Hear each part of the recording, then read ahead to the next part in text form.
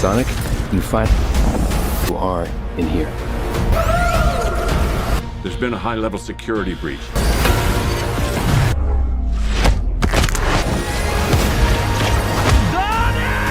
Doctor! Your help. On one condition.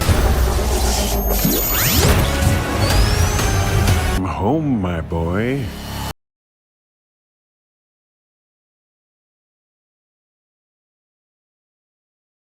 The movie begins in Prayon, Iceland, in the lair of the United Guardians of the Nations in Tokyo, Japan. Two guards are chatting, and we find out that for 50 years, Shadow has remained asleep in that capsule. But then, their conversation is interrupted by an alarm. The system has been hacked, and Shadow wakes up.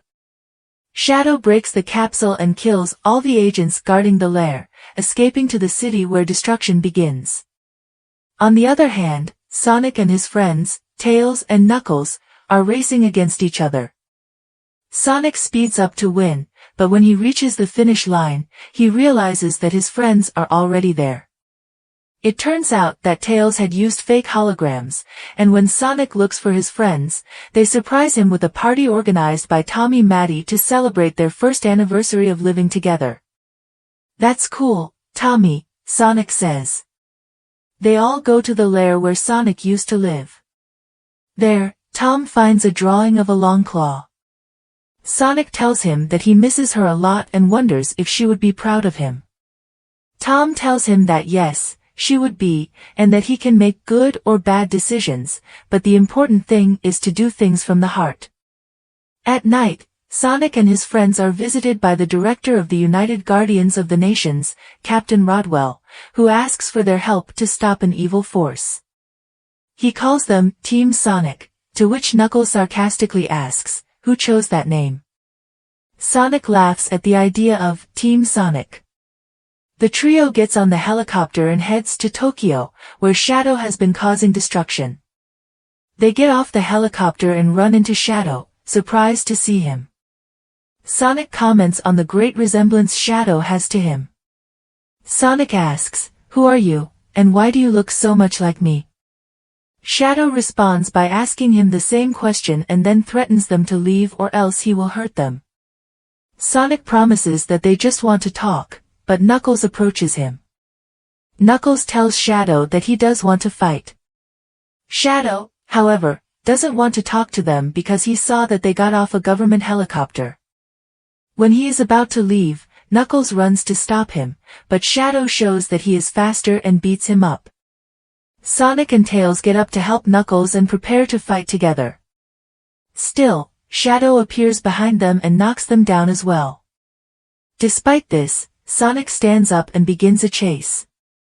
At the same time, Shadow escapes on a motorcycle. They both climb to the top of a building and crash. Still, Sonic remains very wounded, not knowing where Shadow went. The group meets Commander Walters. They meet at a restaurant called Chaos Garden, where a couple of girls approach Tails and ask if he is Detective Pikachu, causing Knuckles to make fun of him. Then, Commander Walters explains to them who Shadow is. Shadow came to Earth as Sonic, but instead of finding family and hot dogs, he found disappointment and pain. In 1974, Gon discovered Shadow in a meteorite and used his chaos energy for experiments. A scientist believed that Shadow's energy could mark a new era for humanity, but his power was so strong that everything went wrong, causing an explosion that ended many lives, including that of a 12-year-old girl. The scientist was blamed and sent to prison, while Shadow was locked away due to how dangerous he could be. Suddenly, a group of Robotnik drones appear and attack them. Commander Walters is badly injured, and before dying, gives Sonic access to a digital key for a weapon that could destroy the entire world, the Eclipse Cannon. A guy on a motorcycle arrives to help Team Sonic destroy the drones, but Sonic and his friends follow him, revealing that the guy is Agent Rock. Agent Rock confesses that Robotnik is still alive but did not send the drones. He invites them to come to his ship, where he's been hiding all this time, watching novellas and living well. Robotnik thinks the rock people betrayed him by taking Sonic to their lair, but when he finds out that someone is using his technology, he decides to collaborate with Sonic to save the world in exchange for one of Sonic's spikes. This doesn't seem suspicious. This is how Robotnik asks the rock people to make him a new suit because the previous one no longer fits, and so Robotnik is back. The team tracks the drones to an abandoned GON base and heads there. Now, we have a flashback to 50 years ago. Shadow remembers Maria and how they had many good times together, dancing and looking at the stars. She told him that he was more than a monster until she died accidentally in an explosion, which made Shadow lose faith in humanity and seek revenge with Gerald Robotnik, Maria's grandfather, who was responsible for freeing him and sending the drones. They already know that Sonic and his friends are going to his lair. So when Sonic and his friends arrive, Shadow captures them one by one. Meanwhile, Robotnik meets his grandfather Gerald, who has been in prison for 50 years. They have a very touching reunion, and Gerald tells him about the Eclipse cannon weapon. What can she do? Because she plans to destroy Gon's lair, convincing Eggman to join him and betray Sonic. The unfortunate Sonic wakes up tied up with his friends and realizes that he was betrayed, and that they are now two robots. Nick Shadow steals the key, and Sonic warns that it could destroy the world. The villains value cheese and leave. But before leaving, Shadow activates a sphere that opens a black hole. Sonic uses one of his rings to transport to Tom's house and asks for help from Tom. His parents steal the other key that exists in Gon's lair in London. Meanwhile, the robotics decide to make up for lost time, which makes the rock people jealous. Tom and Maddie try to infiltrate using suits that allow them to change shape. Tom becomes Randall, and Maddie becomes Rachel.